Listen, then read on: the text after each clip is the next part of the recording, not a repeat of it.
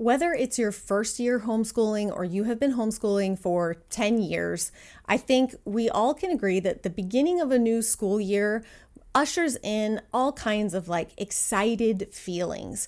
We get really anxious to start. There's so much motivation and just excitement in general around the back to school time, the beginning of a school year. There's also usually a lot of feelings of anxiety, a little bit of anxiousness, a little bit of maybe trepidation if it's your first year or two. Often a whole bundle of feelings that sometimes seem to contradict each other when it comes to a new school year. So what I wanted to share with you guys today is, now I've been homeschooling for 10 years. I'm going into my 11th year homeschooling, holy cannolis, 11th year homeschooling.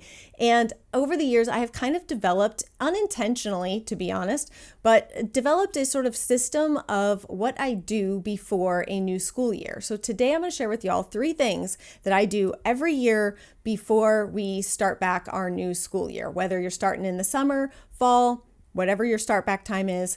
And we've done all kinds of different things over the years, but these are the 3 things that I do every single year. And I've got my coffee, hopefully you do too, or something. I'm going to set it right there because I'm a hand talker. So the first thing I do every single year as I am prepping materials, getting things ready, usually I listen to the book on Audible, but every single year before the school starts, I read the book Teaching from Rest by Sarah McKenzie. There are a lot of homeschooling books out there, okay? There's lots. But this is arguably just one of my very favorites for reminding myself, why am I doing this? Helping myself to sort of center, and also keeping my expectations very realistic. Unmet expectations are the root of pretty much all discontent in our lives, and all feelings of things not being good enough are based on expectations that a lot of times we just arbitrarily set for ourselves. Then they go unmet, or we set for other people, and they go unmet, and then we feel all of these feelings of being let down and disappointed, and it's all born out of these expectations. And so I really, really find it helpful to read this book, remind myself why I'm doing this, what the broader picture is, just because it can, again, be so tempting to zero in and zoom in on very particular things, when homeschooling, at least in my humble opinion, is about a much broader picture of your kids' overall childhood, their overall well-being, their overall education. It is not about any one subject, any one thing, any one area. It's about an ethos of your entire home and family and their childhood. So it can be so tempting, like I said, to zoom in too much. And I really, really enjoy this book to ground me, remind me why I'm doing this, and keep me on track, on target, and in the right headspace. And if halfway through the year you start to feel squirrely, you start to get anxious, grab it and read it again. So if you're a physical book reader, do that. If you love to listen to books on Audible, that certainly helps me because I'm usually busy doing things with my hands. And so listening to something on Audible allows my brain to actually listen while my hands are doing something that is, attention deficit for you. The second thing that I do is I go back and I reread our family vision, our vision for our homeschool. I make sure that we're still in alignment with it. I make sure that I don't need to change anything about our homeschool mission statement. If you're wondering what all this is I'm talking about, I cover all of this in my homeschooling course. There's a link for that down below in the description box. But I think it's very, very important to have a vision and almost like a mission statement for your family, for your homeschool. It really is how you right the ship when you feel like things are starting to go off track a little bit. It's how I always bring myself back to center and bring our school back to center, because there are so many shiny things out there in the homeschool world, so many new things and exciting things, and it can be tempting to try all those things, and it can throw us way, way, way off. And so it's sort of like this thing that I use to bring us back to center, to make sure that we're all still in alignment for our vision, why we're doing this, and what's the most important thing. I need mentally and emotionally to review that every year and make sure that we're still there, we're still in that headspace, it's still working for all of us, and I don't need to make any changes there. But it's just really important to me that I go back and I review that and I really take it in. I don't just glance over it. I sit there and read the words and make sure they still mean the same thing to me, make sure that the choices I'm making in our curriculum, in our schedule, in our activities, all align with that mission, with that vision. Because if that vision, for example, let me just give you an example so it's not so abstract. If that vision is that you want to slow down, you feel like the pace of things in your family has been breakneck for years, and you really want to slow down and savor. You want your life to feel more simplistic. And yet this year you have signed your children up for 15 different extracurriculars and a writing class here and an art class there and soccer and baseball and ballet and gymnastics. That's never going to mix. All that is never going to create a slow, simplified day and life. So you need to see if you're sabotaging yourself, because as I teach in my course, creating this vision is not just something you randomly do. There's a lot that goes into that.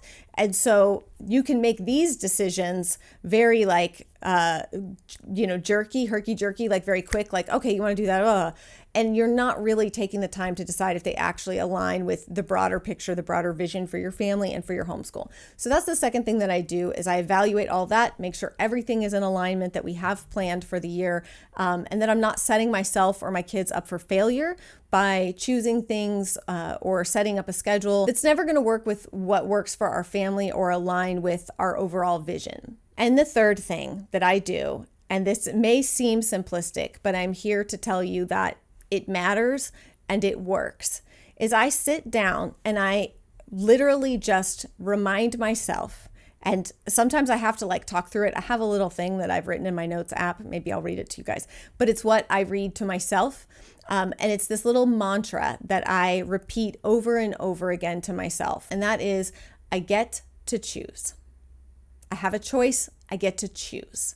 I get to choose whether or not our days are spent frantic and running around and feeling like I'm in this race, a rat race, a competitive race, whether or not I feel like I'm putting my kids into some kind of competitive race with other people's kids and standards that are in many cases very arbitrary and don't actually have anything to do with long-term success in life.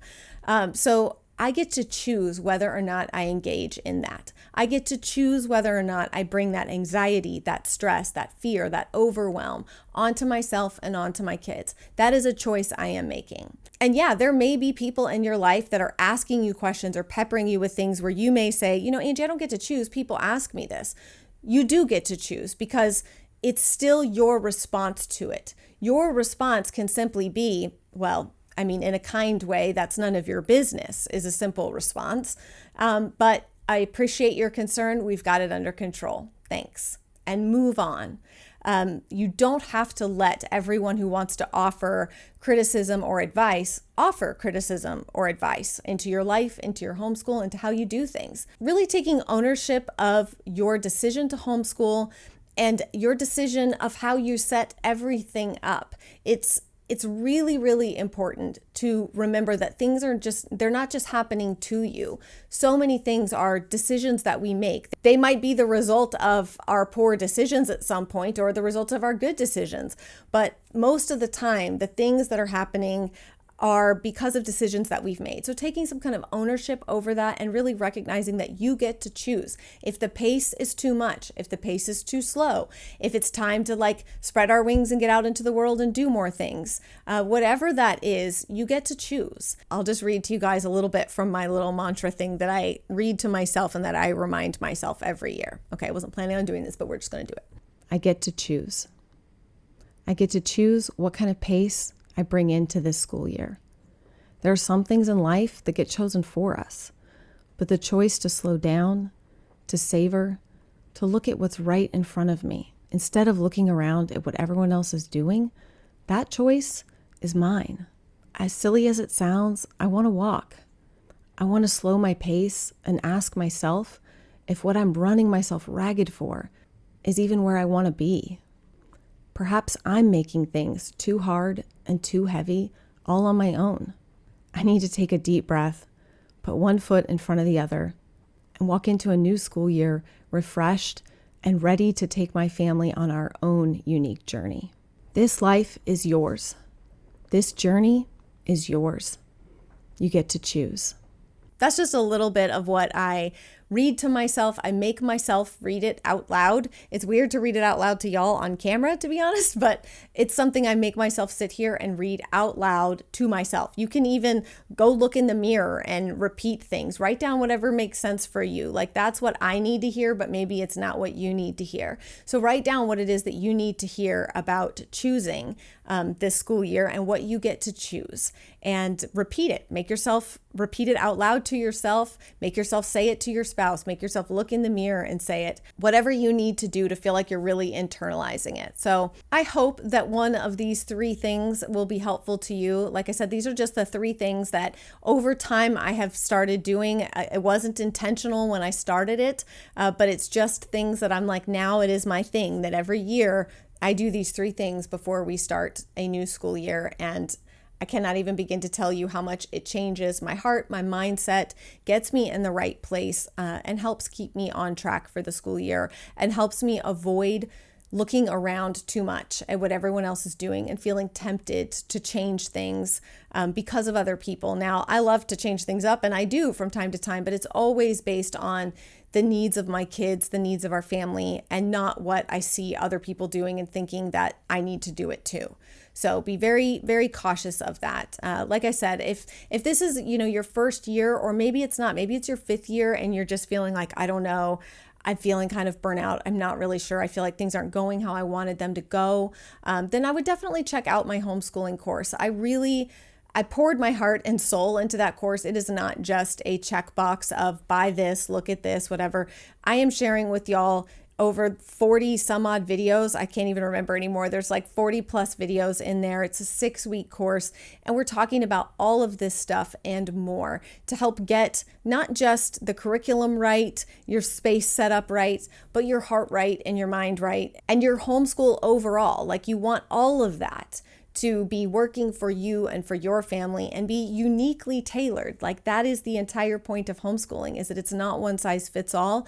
And if you are trying to do that, if you're trying to just copy and paste what someone else is doing, that's never going to work for you in the long run. So definitely check that out if you're interested. But that's it for today's video. I hope that you guys enjoyed, and I will see you again very soon. Bye.